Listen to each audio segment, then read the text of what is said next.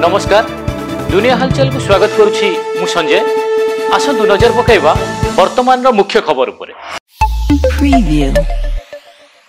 चलित वर्ष प्रसिद्ध शीतल षष्ठी यात्रा लगी पूरा संबलपुर सहर उत्सव मुखर हो उठी। आज देवदेव महादेवଙ୍କ विवाह उत्सव थिया बेले मंगलवार शीतल षष्ठी पर्व पालित होइबो। एथिलागि समस्त प्रस्तुति प्राय शेष एवं घंटा घंटा दुलदुली आदिवासी नृत्य रे दुलुकिबो संबलपुर सहर।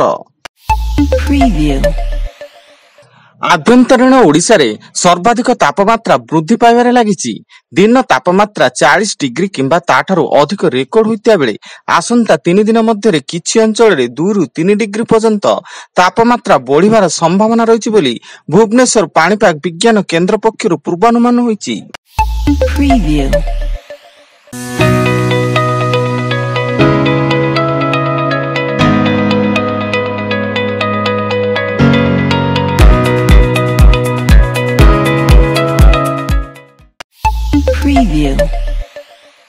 ढेंकानाल जिला कामाख्या नगर तुमुसिया थाना अंतर्गत आलुओ झरण गाँव में तैयारी बेले विद्युत तार लगी 2 श्रमिकों मृत्यु। उभय श्रमिक घर तैयारी काम रे रड बांधुवा बेले विद्युत संपर्श रे आस्थिले।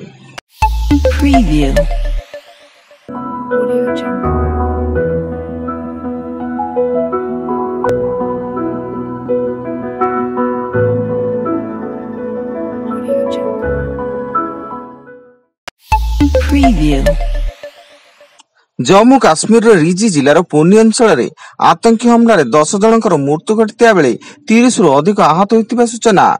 पर्यटकों को नहीं जाउथिबा बस को आतंकवादी माने टार्गेट करी आखिबुझा गुलीमाड़ करथिले। प्रधानमंत्री भावे तृतीय थर पर शपथ नेबा परे नरेंद्र मोदी को शुभेच्छा जणाइले बीजेडी सभापति नवीन पट्टनायक। एसपी जुरुएल ओराम, अश्विनी वैष्णव, धर्मेंद्र प्रधान को मध्य अभिनंदन जणाइछन्ति नवीन पट्टनायक।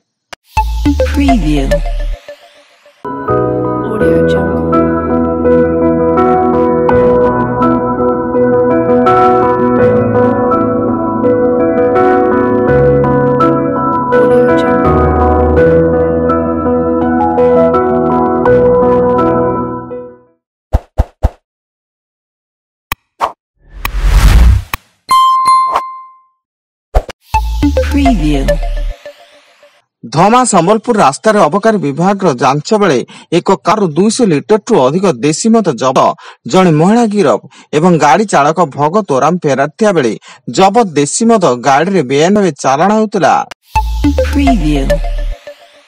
अबकारी विभाग पक्षर 652 बोतल कप सिरप जबत 4 गिरफ। 3 स्थान में चढ़ाऊ कर कप सिरप बोतल जबत होता बेले गिरफ 4 जनक मध्य 2 जन युवक और 2 जन महिला अछंती।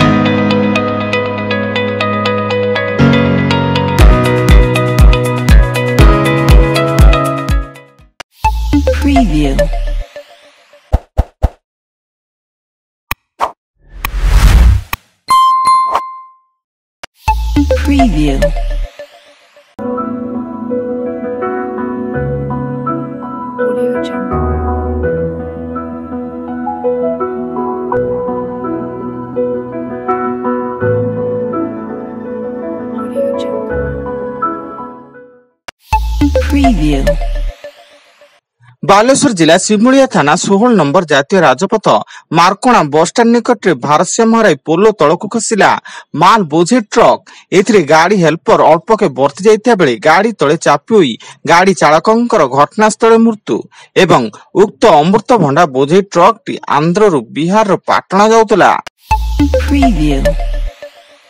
एवं बालेश्वर मेडिकल रु चोरी होइतबा नवजात शिशु उद्धार। जलेश्वर अंचल रु पुलिस नवजात पुत्र को उद्धार करथिया बेले स्थानीय पुलिस शिशुटी को चोरी करथिबा महिला समेत आशा कर्मी को अटक रखिछि एवं शिशुटी को उद्धार करा जिया परे बालेश्वर जिला मुख्य चिकित्सालय रे भर्ती करा जायतिबा सूचना मिलिछि। वर्तमान पई एतिकी अधिक न्यूज अपडेट्स पई विजिट करंतु आम वेबसाइट www.duniyahalchal.in। धन्यवाद।